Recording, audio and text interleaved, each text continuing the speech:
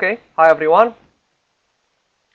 Today we will talk about arrays in Java and arrays in general. Basically, it's a data structure that occurs in all programming languages.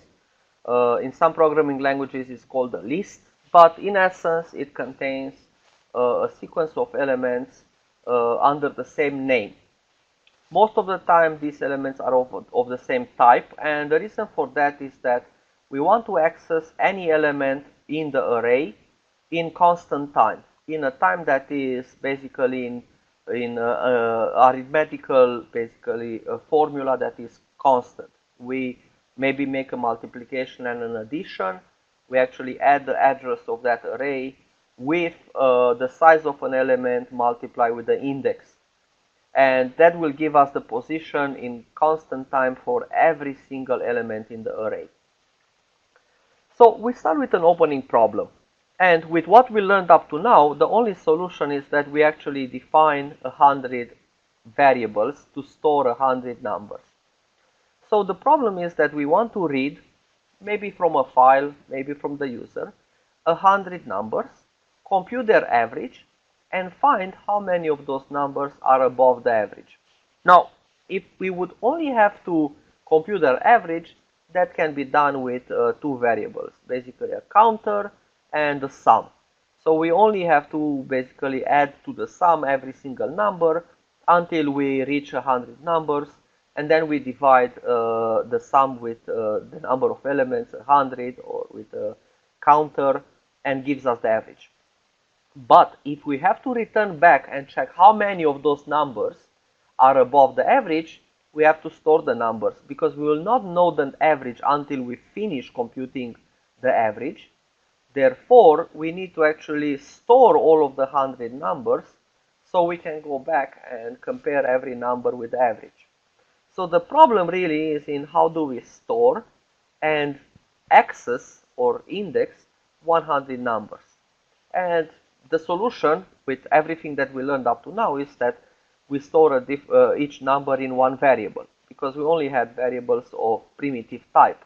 So we have 100, let's say, doubles to store the 100 numbers, which is not practical. How can we actually define 100 variables to store the 100 numbers? And this actually also applies for our problem for today. We need to sort 4 numbers. We basically have to define and then compare independently every one of the 4 numbers with the other 3 numbers.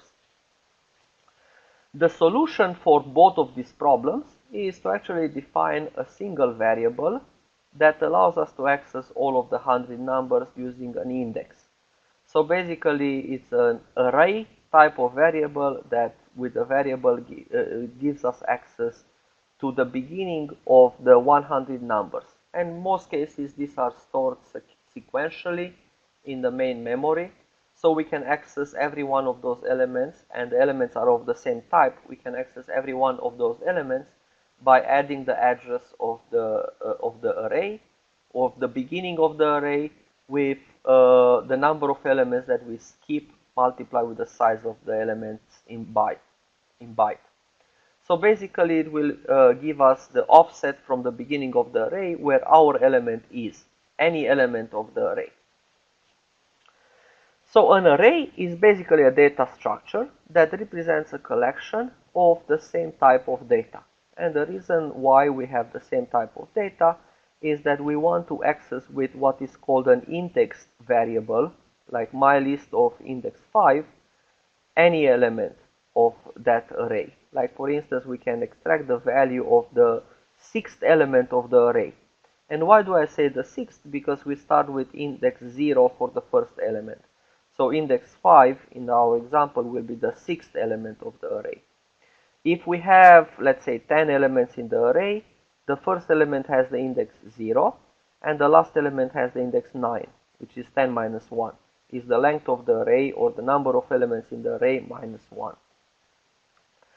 So today we are going to learn how to declare an array, how to initialize an array, and how to access any element of an array, either for assigning it a new value or for reading the value at that specific index.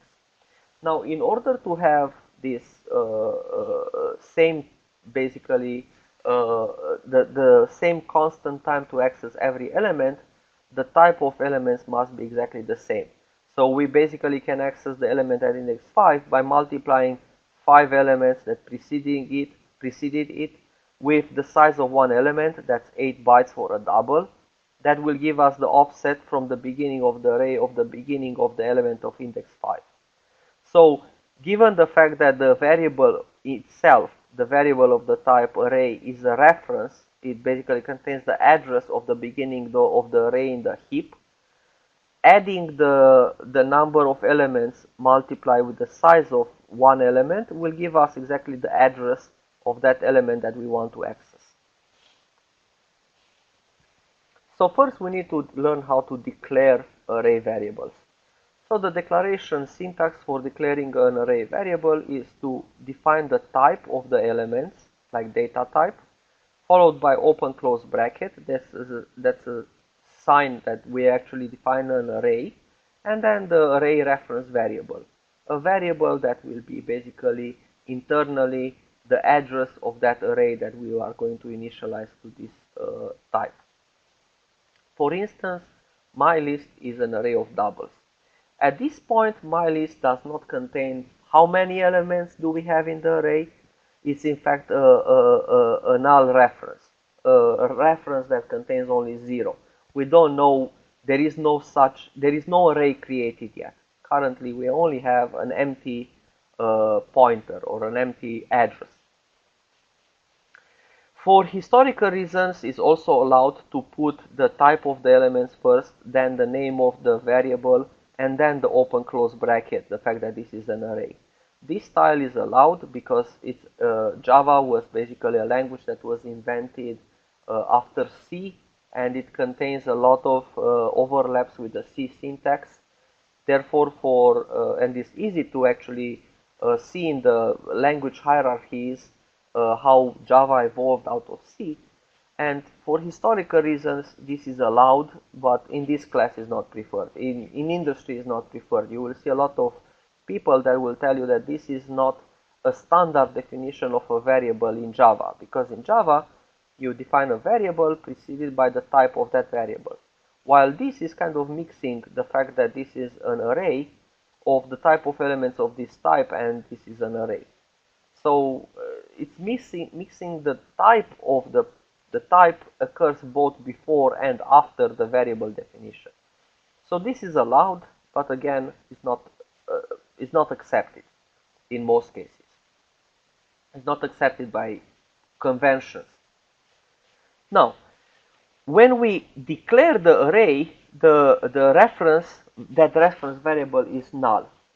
The declaration in Java of an array does not contain the initialization of the array. We cannot declare how many elements do we want in the array. We cannot mix the declaration with the initialization of the array. So after we created an array reference variable, we can create a new array of that given data type of elements and the number of elements that is preferred, the size of the array, and assign the reference of that new array that was created in the heap segment of memory to the array reference variable. So in my previous example, where I had myList as an array of doubles, myList can be assigned an array of 10 doubles, basically the reference or the address of an array of 10 doubles. And with an indexed variable, basically with the name array reference variable followed by open bracket, an index, and close bracket, we can access every element of that array. The indices will be between 0 and the length of the array minus 1 for the last element of the array. You can combine the declaration of the array and the creation of the array in one single step. So basically you can declare that array reference variable is an array of the type of elements data type, and you can assign to that reference the address of the new array created of the given size in the heap. The requirement for arrays is the fact that once created, you cannot modify their size. So, for instance, we created myList is an array of 10 doubles. We cannot extend this to 11 or 20 doubles. We can create a new array and assign the address of that new array to the variable list.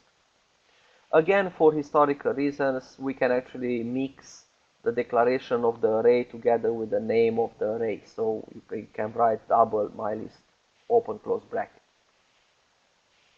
It's not accepted in most basically groups that develop Java programs, so I will color it red because it's really not supposed to be that way implemented.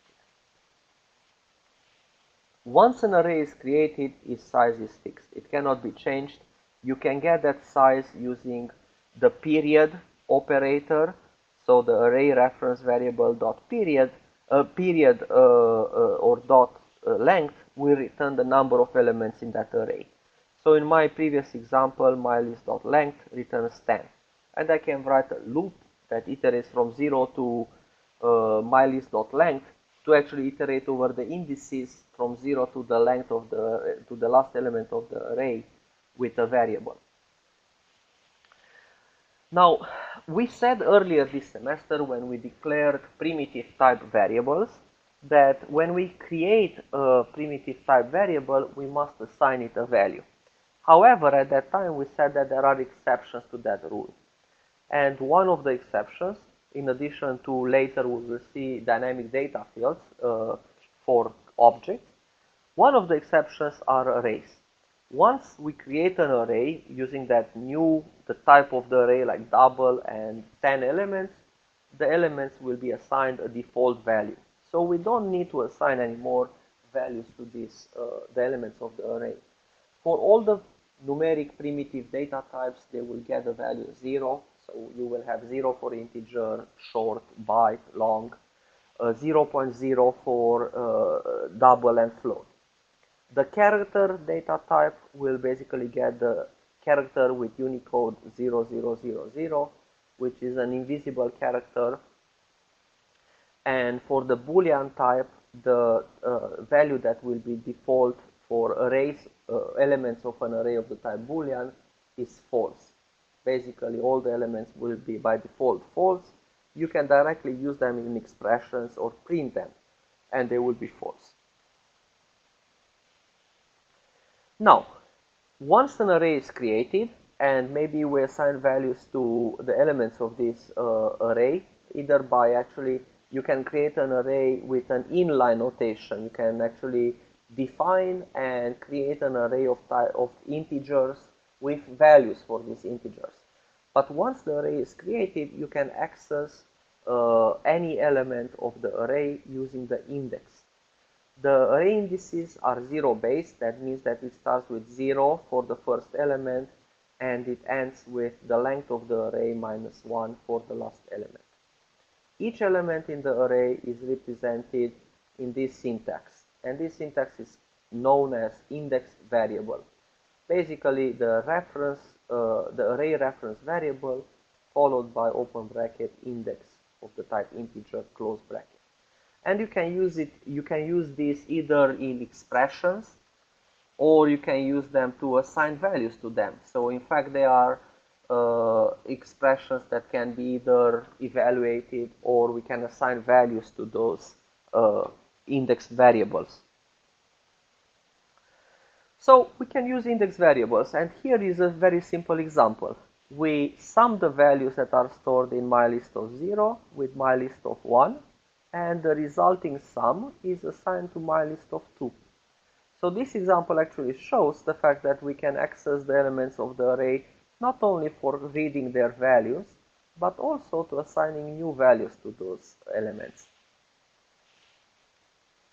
We can also declare, create, and initialize arrays in one step. That basically means that instead of creating a new array with the number of elements and then assigning to each element a corresponding value like myList of 0, myList of 1, myList of 2, myList of 3, basically we can write everything in one statement. This is what is called the syntactic sugar.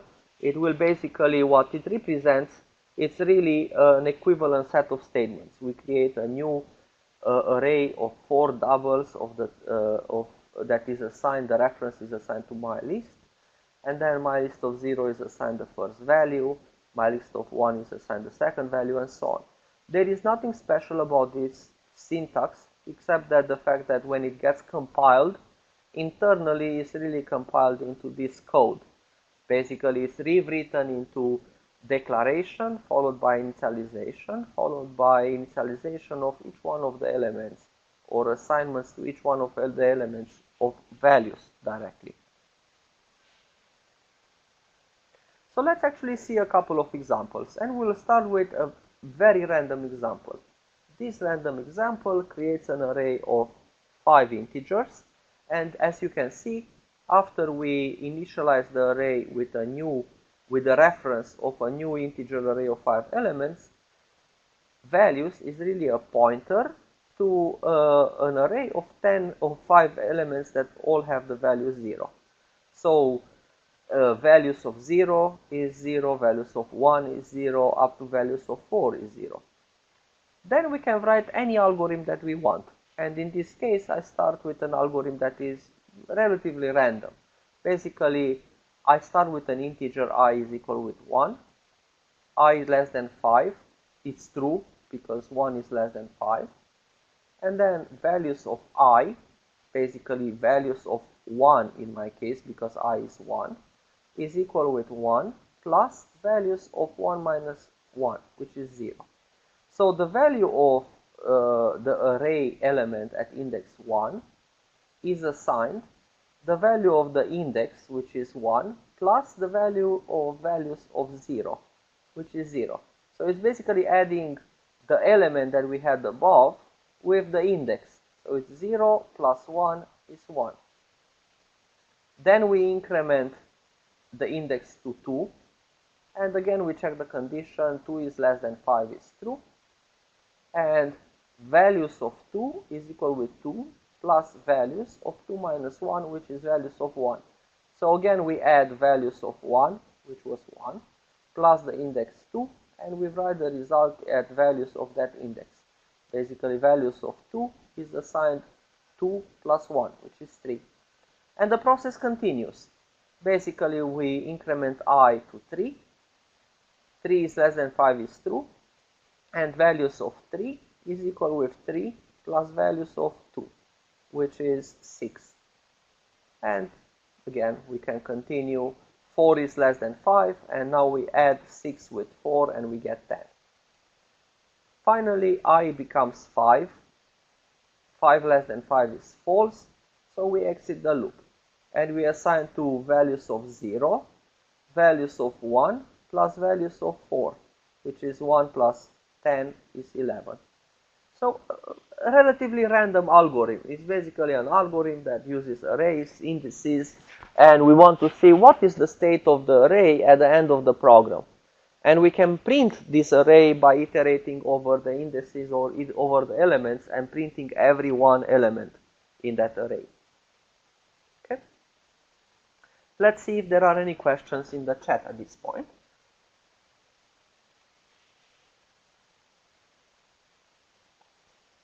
Okay, there are no questions yet, and we still have several minutes left, so more than 20 minutes. Let's continue.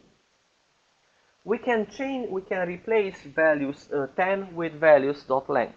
Basically, 10 or 5 was the size of the length of the array. So it's quite common that when we iterate over the elements of an array, we iterate up to values.length. So now we are going to write a couple of algorithms with arrays. Basically, we'll initialize arrays with random values. We will read values from the user. We will print arrays. We will compute the sum of elements in an array. We will also compute the sum of, let's say, every second element in the array, and so on.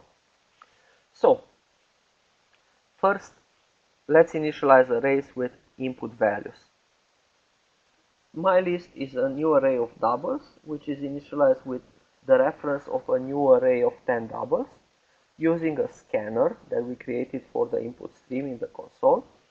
we ask the user to enter exactly the number of elements separated by spaces or new lines that are in the array myList.length.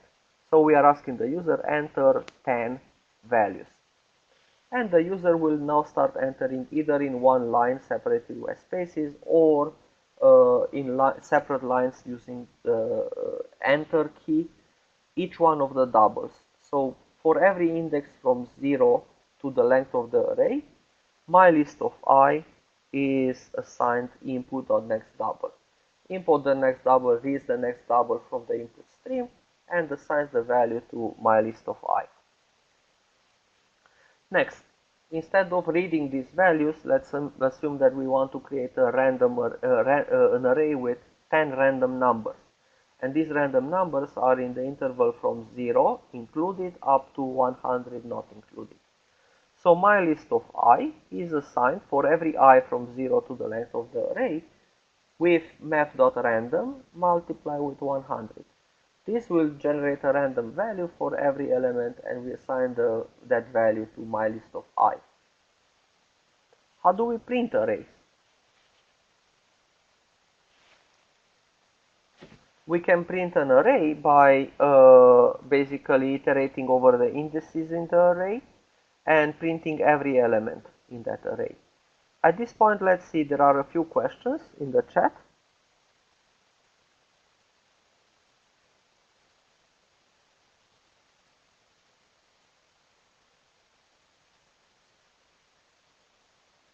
Yes, you are right. For strings, length is a method, but for arrays, length is really not a method. Is basically a property of arrays. It's like a data field for that object of the type array. So it's not a method. We are not invoking a method on the array itself. We are actually extracting the length of the array, which is stored together with the actual reference variable.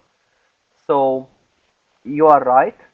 For all of these methods, length is not, it is a property, not a method. Akan is right. Okay, excellent. So, summing all the elements in the array, we define a variable total equal with 0, and for every index from 0 to the length of the array, the total is incremented with myList of I. We execute this for every index, and when we exit that for loop, which we'll learn also today, we actually have in the variable total the sum of all the elements in the array. And now it's easy to compute the average. You basically divide the sum with, or the total, with myList.length, which is the number of elements that we have in that array. Finding the largest element of an array. We initialize a variable max with the first element of the list. Basically, this avoids giving to max a random value, like for instance 0. But what if all of your elements are less than 0? Then myList is not really the largest element, it's just 0. So the correct solution is really to assign to the maximum variable myList of 0, the value of the first element, and then iterating from I equal 1 up to the last element of the list, basically as long as I is less than myList of length, and comparing myList of I with the maximum. If myList of I is greater than the maximum, then the maximum is not the maximum element, so we have to assign to maximum myList of I. So this will actually compute the largest element. Now, if we want to compute the smallest element of the array, we basically, all that we need to do is to rename the variable max into min and use less than instead of greater than for the condition of the if statement. So as long as minimum is not the minimum, we assign the element from the array to the minimum. Random shuffling. I think it's good to stop here because we have a lot to go over. There are a lot of algorithms. Let's actually see how much time we have left. In theory, another 15 minutes. So let's go on. So random shuffling.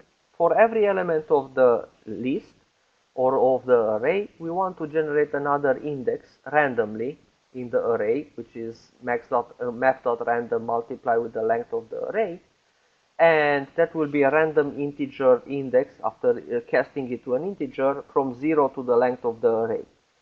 So for every I, we generate a new j randomly in the array. We define a double variable temp, and we assign the value of list of I. So we can assign to list of I the value of list of j, and we assign to list of j temporary. So what this random shuffling does, it randomly generates a permutation of the elements of the array. For every element, starting from index 0 to the length of the array, we generate another random index. And it swaps the current element, I, with the random index, at any, basically from the beginning to the end. Shifting elements. There are two types of shifting elements in an array. We can shift elements from the left-hand side to the right-hand side, or we can shift elements from the right-hand side to the left-hand from the left-hand side to the right-hand side. This is called shift left. Basically, we shift elements from index 2 in index 1 in index 0, 2 in 1, 3 in 2, and so on up to the last element. And finally, we take the first element, which was saved into a temporary variable at the beginning, and we put it in the last position. So we shift the entire array with one position to the left. This can be done as follows. First, we save the first element in a temporary variable. Then, for every index starting from index equal 1, as long as the index is less than the length of the list, myList of I minus 1, so for 1 it will be myList of 0, is assigned myList of I. So for I equal 1, myList of 0 is assigned the value of myList of 1. Then we increment I and we continue. So myList of 1 is equal with myList of 2. MyList of 2 is assigned the value of myList of 3, and so on up to the last element. MyList of length minus 2 is assigned the myList of length. Finally, after we finish the for statement, we assign to myList of myList dot minus 1 dot length minus 1, which is the index of the last element. We assign to that element the value of the temporary value. And this basically shifts left all the elements in the array and also rotates. Basically takes the first element and puts it at the end. Okay, so let's stop here and actually do a few experiments with arrays. I know that it's very important that we have examples before we actually do any kind of coding ourselves. So, first we need to declare an array. Let's say that we declare an integer array A of 10 integers. Another algorithm that we learned was assigning values to these 10 integers. Let's assume that we are assigning integer values to these integers. So, or increasing values to these integers. For every integer I, starting from 0, as long as I is less than the length of that array, and I is incremented with 1 at every step, A of I is assigned the value of I. Let's assume that now we want to print this array. For that we are going to implement a method. So, print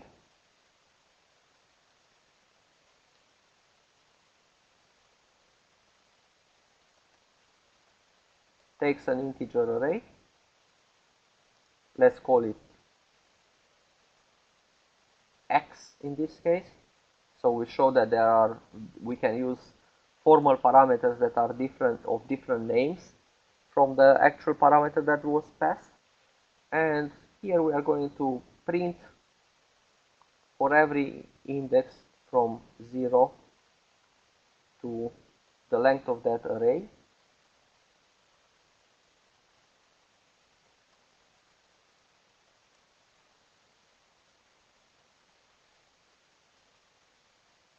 the element at index X, I, followed by a space.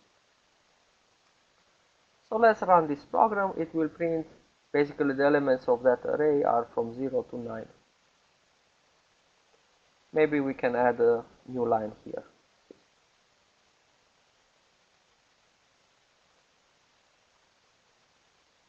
Okay.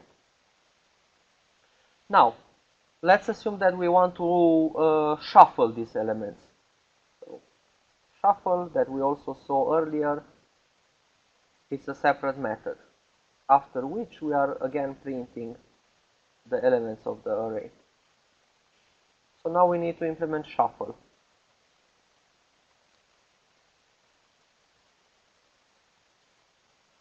Takes an integer array, or the reference of an integer array that already exists in the heap, and for every index, starting from 0, as long as the index is less than the length of the array,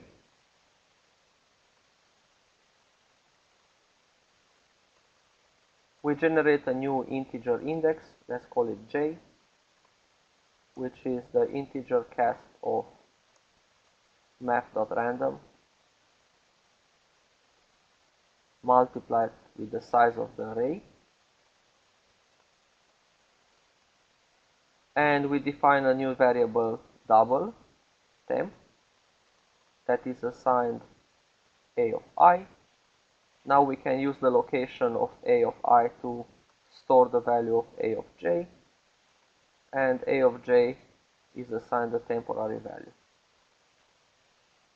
And the type should be integer. We are dealing with integers. So now if we run it, this was the array before, and now we have a random permutation of that array. And every time we run it, we have a different random permutation of the original array. Now let's, instead of shuffle, let's implement shift. Shift left of A. So public static point shift left of the integer array A. So we saw the algorithm before. We define a double variable temp that stores the element at index 0. Then for every index, starting from 1, as long as that index is less than a.length, the element at index I minus 1 is assigned the element at index I, and finally, after the for loop, the element at index a.length minus 1 is assigned the temporary value of the type integer again. So again, basically we took the elements, we shifted them left with one position, and 0 went to the end. So we see that we basically took that element, we put it at the end, and all the elements were shifted with one position to the left. If we want to shift twice or 3 times, we basically can invoke shift left 3 times. And it basically shifted from the 3 times, the 3 elements went at the end, and the rest are shifted left with 3 positions. And we can implement a lot of methods for arrays. We are going to implement next class linear search to find if an element is in an array. Like for instance, we pass the array and an element like a key, and it will find the index of that element in the array. If the array is sorted, then we can actually implement an optimized version of search called binary search, which basically finds in logarithmic time the index of the element in the array. Also, we are going to, in order to actually call binary search, we actually have to have the array sorted. So we need to implement sorting methods. So let's say some of the sorting methods that we are going to implement next time are selection sort of the array A, insertion sort of the array A, bubble sort of the array A, and so on. We are going to implement a lot of methods, and later this semester we are going to implement them also with recursion. So at this point I will copy the code that we wrote together for this lecture in Piazza.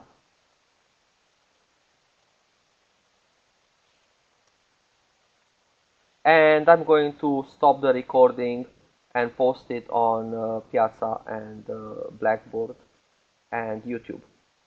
So that's all for today. Please do the lab for today and see you on Thursday.